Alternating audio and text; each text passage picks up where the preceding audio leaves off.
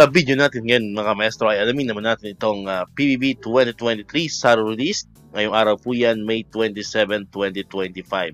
Ayan, so upon-check nga po sa DBM, nakakita po tayo dito ng 4 na mga bagong opisina na narilisan po ng kanilang SARO para sa kanilang PBB 2023. Unahin po natin ito nagmula sa Department of the Interior and Local Government or DILG, particularly po sa Office of the Secretary, Central Office. Nakalagay po dyan, to cover the funding requirements for the grant of fiscal year 2023 performance-based bonus to the 4,503 qualified officials and personnel of the DILG OSEC.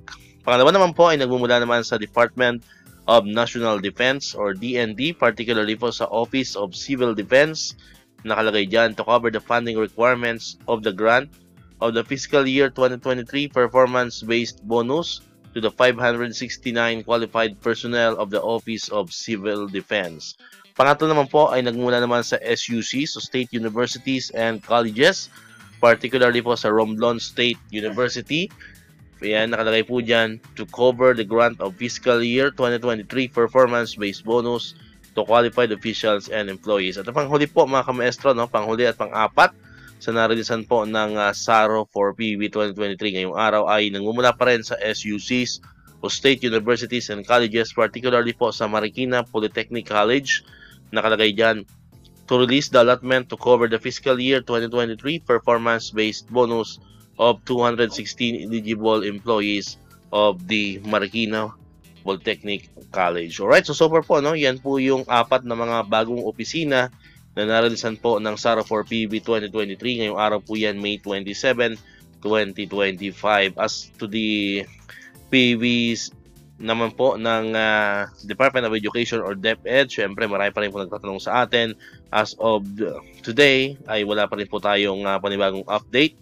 So nanatili pa rin po tayong hindi eligible ayan sa atin pong PBB 2023. Although sabi nga natin, sa mga nakarang araw pa ay meron naman pong ginagawa at nire-revisa or nire-review muli ang ating mga documents ng Interagency Task Force ng PBB Secretariat.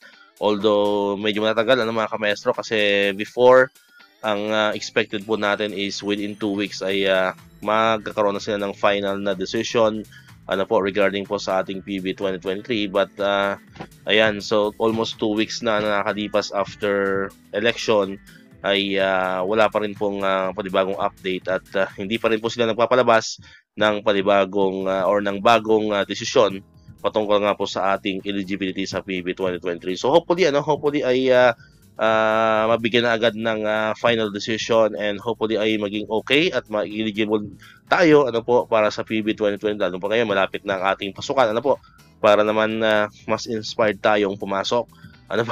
Mas inspired, mas masaya tayong sa pagbubukas ng pasukan ngayong June 16, 2025. And malapit na rin ang ating brigada eskwela, pampagana man lang, pampasipag ba.